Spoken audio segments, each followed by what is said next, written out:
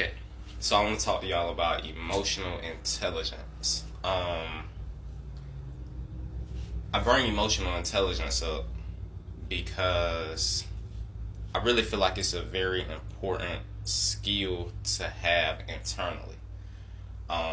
Emotional intelligence can be taught, but um, your real lessons, like your very first lessons, your most important lessons, the ones that really stick with you from your childhood and then moves on into adulthood, those actually come to you as a child. Well, I mean, as a baby, as an infant.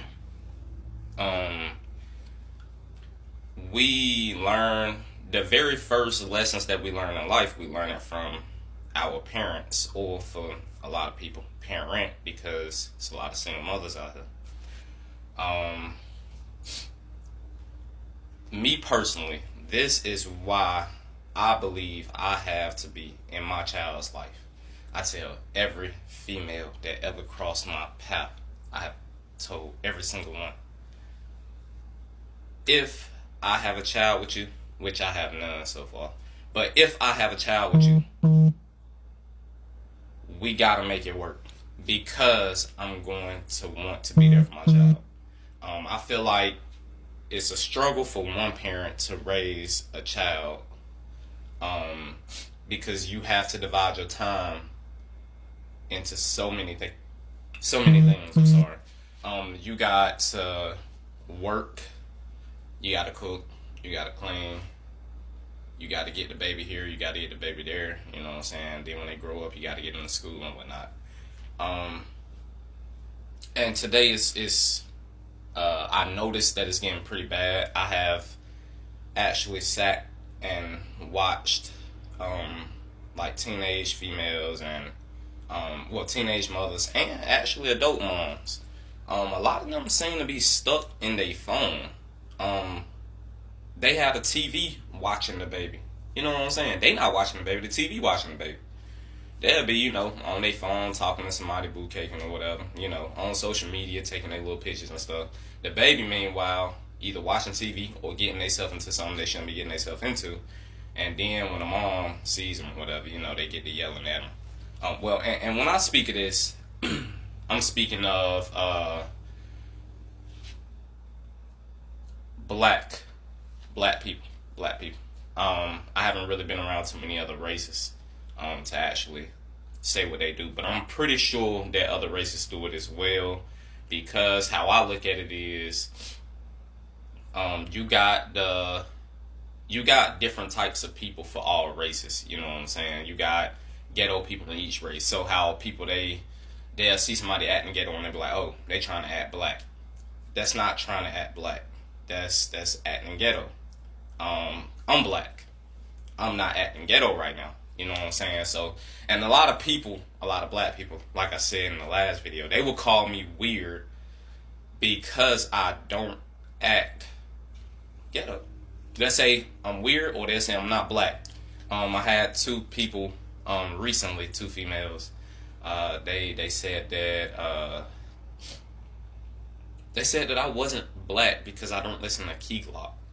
But anyway, so what was I?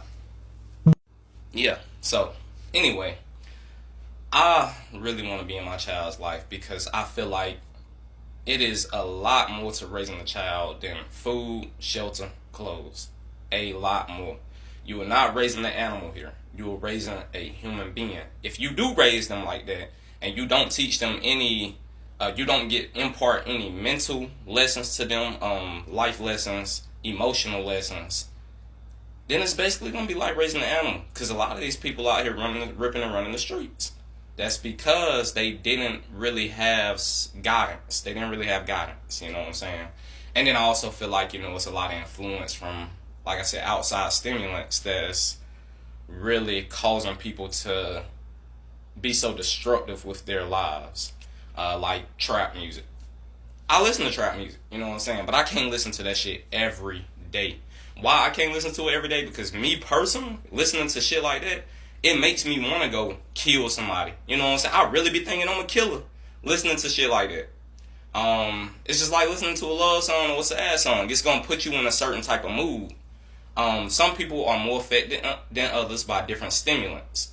It all depends on the psychological needs, and then just your body. I feel like in general, you know what I'm saying? Like, it's a lot of stuff that's going down in your body, a lot of different chemical reactions and whatnot, and you react differently to different things. This is why we are all different.